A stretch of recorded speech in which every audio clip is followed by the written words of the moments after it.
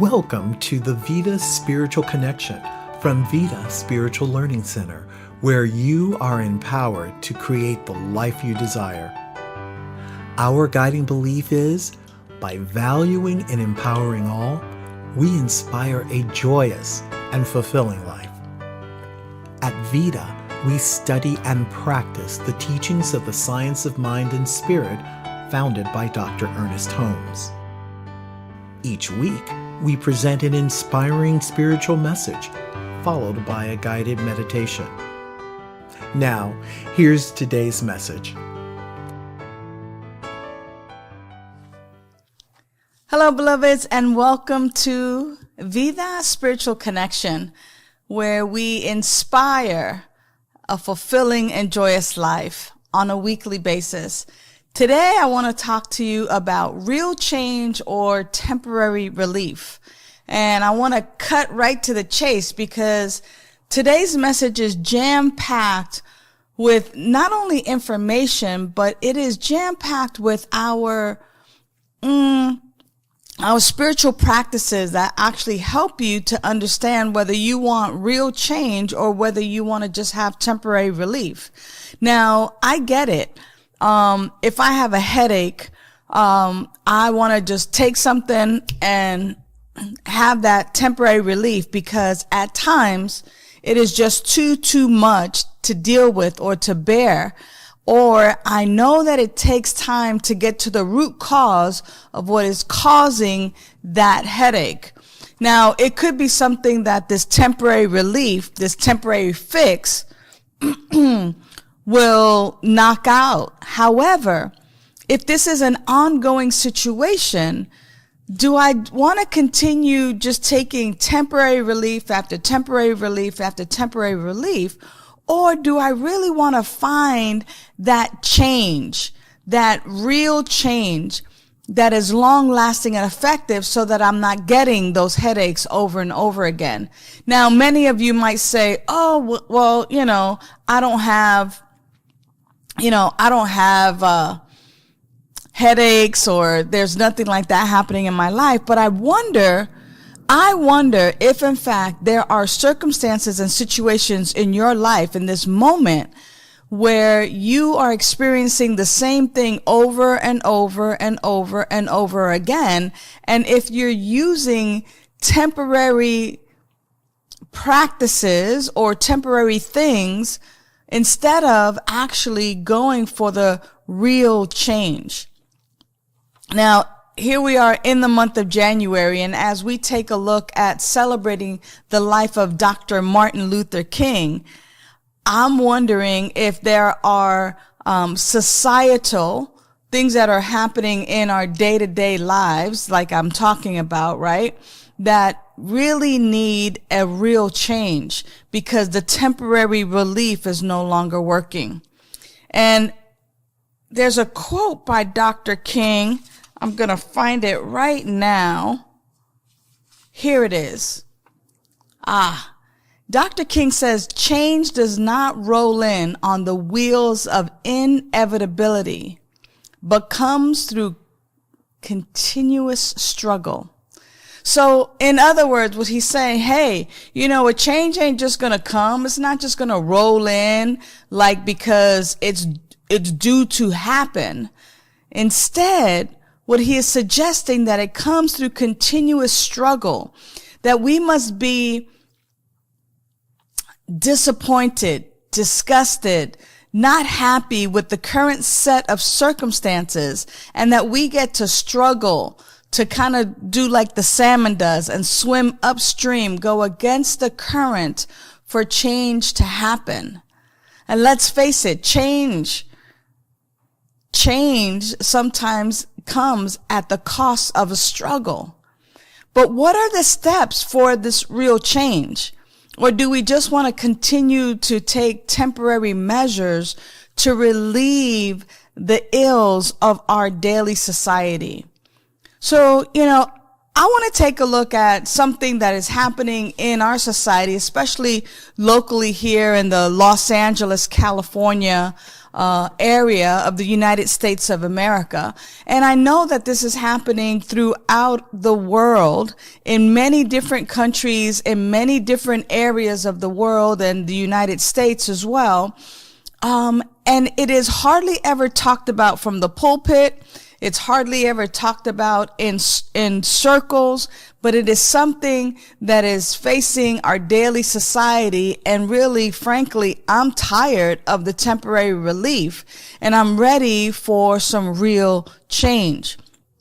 Now, we've been dealing with this particular issue. I'll name it now so you don't have to worry about it or think about it. I'm talking about racism, and I'm talking about a system of advantage that favors one race over other races. And many of us might be like, do I really want to hear about this? Do I really want to talk about this? So let me bring it to the attention of a spiritual practice, and our spiritual practice that is lacking, that continues to allow racism and systems of advantage of any sort to continue in our daily society. Now, we can apply this to sexism, to heterosexism, to religious oppression. That is something that is in the news and in the media these days. And all of these forms of oppression are really systems of advantage that favor one group over all other groups, which is a belief in separation. A belief in separation, and there's where the spiritual malady lies. Now, I'm going to go ahead and say it, that racism and all forms of oppression are a spiritual malady. So there's the cause. The cause is that there's a spiritual sickness. And when we're going to get down to the root cause of all of this is really around this belief and idea that we are separate from one another. And so, just like in 12-step meetings, we have to admit that we've been caught up in patterns of beliefs and behaviors that do not serve. They don't serve society. They don't serve humanity. We've been caught up in beliefs and then behaviors that no longer serve society. I mean, how sad it is that on January 3rd, that a young black man is visiting family for the holidays in Los Angeles, gets in a car accident, flags down the Los Angeles Police Department, and then dies because he's been tased over and over again. Now, this man, Keenan Anderson, is a high school English teacher. He's a father of a 6-year-old boy. On vacation, on holiday, visiting family, gets into a car accident, and then loses his life, not because of the car accident, but because he hails police for help and then is tased. Now, many of us might say, well, we don't really know what happened. Absolutely. I'm with you on that. I get that. And what is it that could possibly be happening? What ideas of separation must be happening and occurring in our society, in our human experience, that would cause someone to tase someone over and over again? It's my understanding that he said, please stop, don't George Floyd me. And yet here we are again, getting ready to have a vigil, a candlelight vigil for another black man who loses his life for no good reason. I don't want temporary relief, beloveds. Anyone losing their life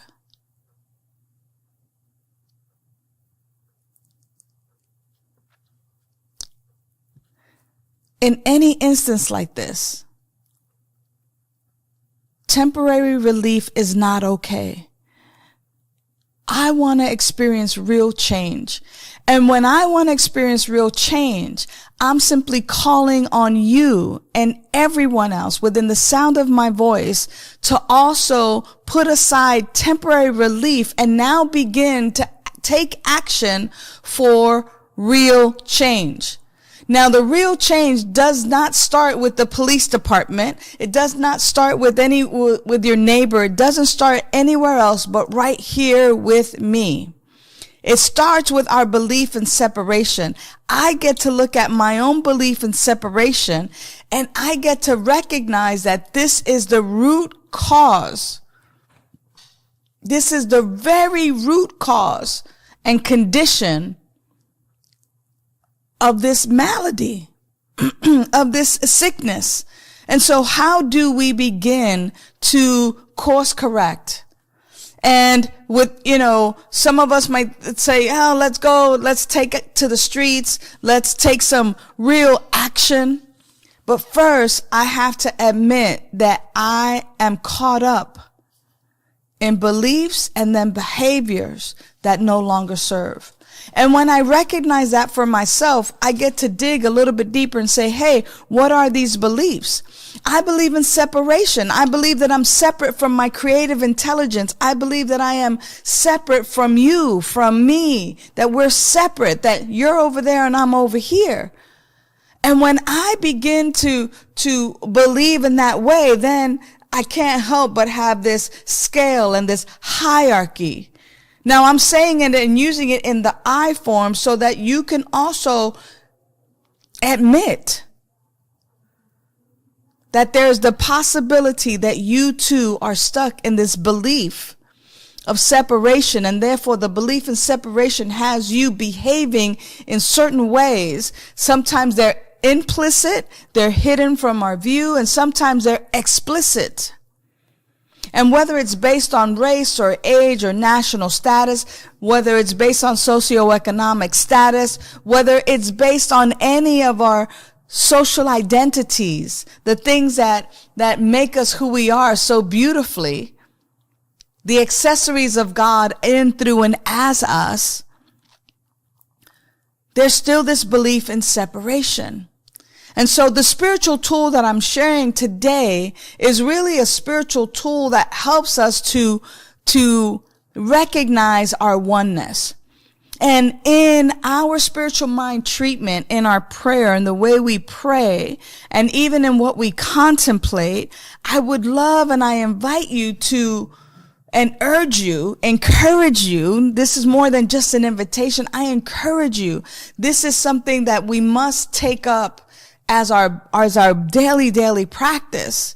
And that is recognizing that your life, that my life is a life of spirit, is a life of infinite intelligence.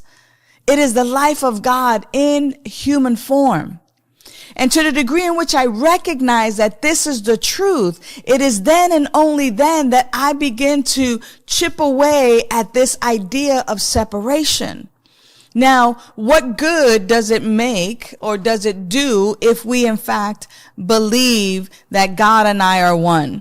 It is not blasphemy. What I am actually saying here is that if it is true, as most major religions talk about, if it is true that you as a spiritual person believe that in the beginning, whatever the beginning is, the beginning of time, which is a human construct, but I digress there, that in the beginning there was spirit and only spirit, there was infinite intelligence and only infinite intelligence, there was God and only God. If in fact this is the basis of our belief, then what did God create from?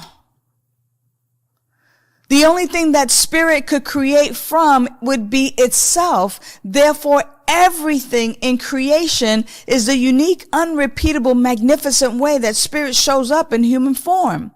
Or as the trees, or as the ocean, as the birds in the sky, as the fish in the sea. And so to the degree in which we begin to simply contemplate and be in a meditative practice and be in a prayer practice where we recognize that there is a power and a presence, and that power and presence is love, it is peace, it is joy, it is abundance, it is wholeness, it is perfection, it is wisdom. whatever else it is that we want to call it, but there is a power and presence, and that it created everything out of itself. Therefore, my life is its life. That I am one with this power and presence, and that we are inseparable. That I cannot, there is no place where God's life begins and my life ends. My life is the life of spirit. Your life is the life of spirit. And as we begin on a daily basis to simply sit and ponder and be with that and entertain that and take that into our spirit and become a practicer of that, of just that, the oneness, the wholeness, that there's nothing that separates our life from the life of spirit, that it is then and only then that we begin to chip away at this idea of separation, of a me and a you, or that you are against me, or that I'm better than you or less than you. So this week, beloved, as we begin to celebrate the life of Dr. Martin Luther King Jr., I urge you to take that struggle, to take that on, to begin to practice recognizing your oneness in life, that we are interdependent, that we deserve freedom, that we deserve love, that everyone deserves to live their life fully. It is then that we begin to actually live from a place of love. I want to live from a place of love. I want real change. I'm no longer interested in temporary relief. And so my commitment is to engage on a daily basis in knowing my oneness with and in all of life. And I encourage you to do the same. So in just a moment, we're going to engage in a meditation practice that I pray you participate in, so that together we create a world that works for all. Until next week, be well, live in peace, and now let us prepare for our meditation. Did you know that giving is a spiritual practice that keeps you in the abundant flow of life? If today's message inspires you, consider supporting Vida Spiritual Learning Center. Know that your financial contributions support this show, our learning center, and the Science of Mind philosophy. Thank you. Now it's time for the meditation.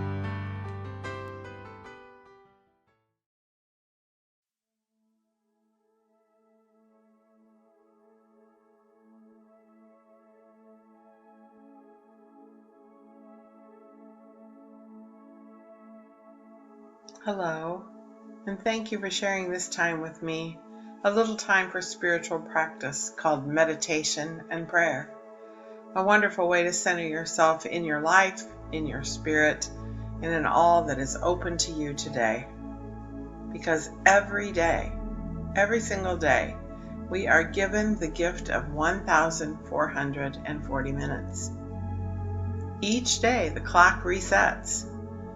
Dale Carnegie in 1948 published a poem that has been adapted many times, and this is just one adaptation of Just for Today. As we practice meditation together today, it's an opportunity for you to fill your soul with some powerful commitments that you can make to yourself, just to yourself. So sit with me, breathing in and breathing out that breath of God, that breath of joy of God, and the rest of the truth of love. And you may close your eyes, or a soft gaze, or simply sit in a way that's comfortable for you, and go into a place that I would call stillness, where it's just you thinking, breathing, and observing all that happens over the course of the next few minutes. I will read this poem just for today and give you some pauses in between so that you can think about how you might want to operate during your life just for today. Just for today.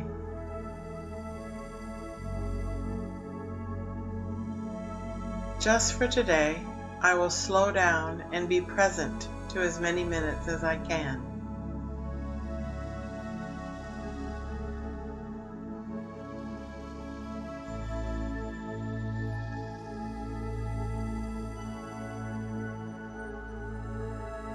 Just for today, I will purposefully live through just this day, no past and no future.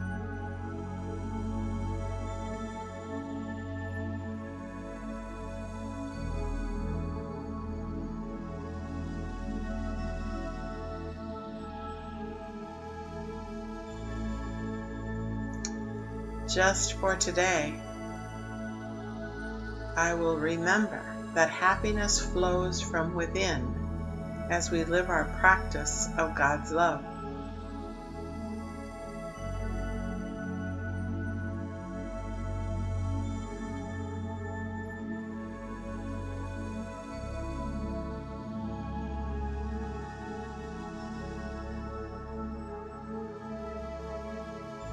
Just for today, I will remember that happiness flows from within as we live our practice of God's love.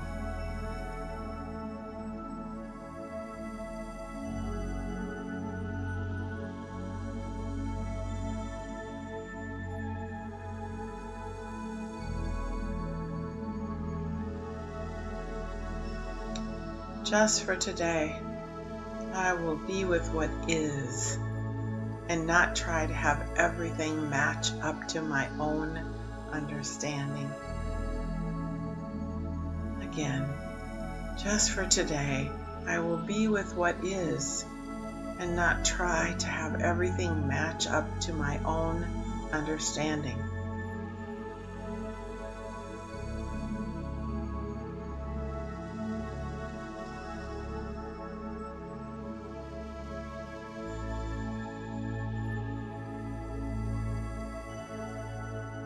Just for today, I will find ways to strengthen my mind. I will focus on thought choices that bring me straight to love and joy.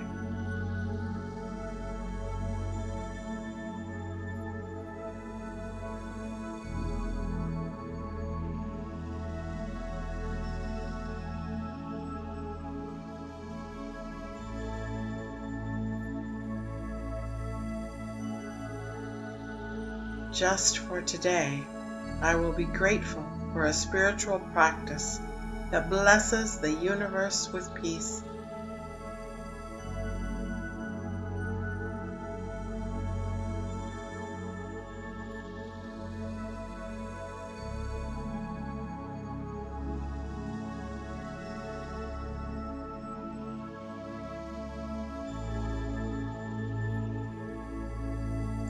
Just for today, I will look forward to this day with cheerful expectancy, and I will critique no thing.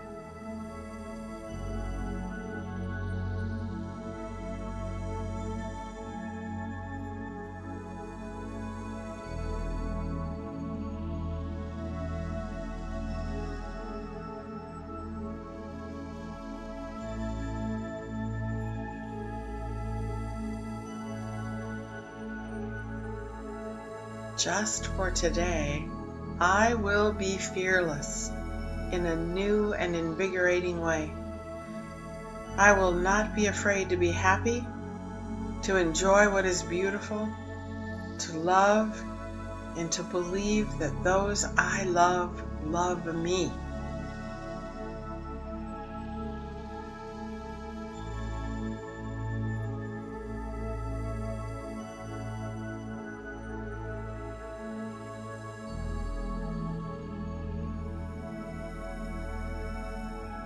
Just for today, I give myself permission to be who I am. God's great wonder.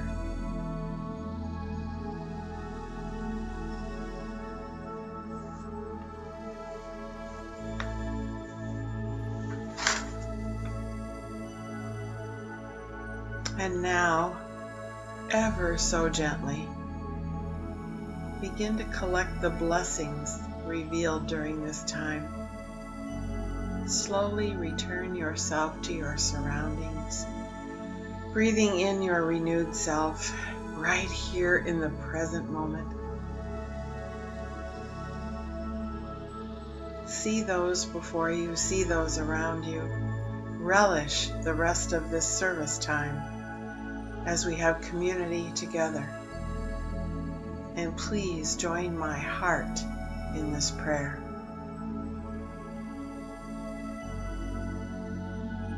You are refreshed, trusting that you are unified with your source, knowing to your depth that the divine is the creator of all, always. I am, you are, we are eternally connected with all that God has ever expressed, and all of it is good and perfect. We are whole. It's all God. Each unique expression of God is good and part of the essence of the life that God is. So I, you, we are the divine community, and we now lean into the message for today. So thankful for the love that pours forth from each of us, making a divine commitment to be inspired, ever desiring to offer ourselves to the world and creating more peace and more joy and more love. Surrendering these words, I speak them into the law and the love that is God. I know it complete. I feel it complete. Joyful and so very good. And so it is. And now it is. Thank you. Thanks for tuning in to the Vida Spiritual Connection. Please visit our website to submit a confidential prayer request. While there, sign up for our weekly email and receive the latest information for events, classes, and meetups. Remember to subscribe to Vida's YouTube channel, click like, and click the bell to get notifications. You can also find Vida on Facebook, Instagram, and Twitter. Whoever sows generously also reaps generously. Giving is a spiritual practice. As you bless the world, you are blessed. Your financial contribution to Vida Spiritual Learning Center is an investment in your spiritual education and flow. Your contributions support your spiritual growth and this show, so it's a win-win.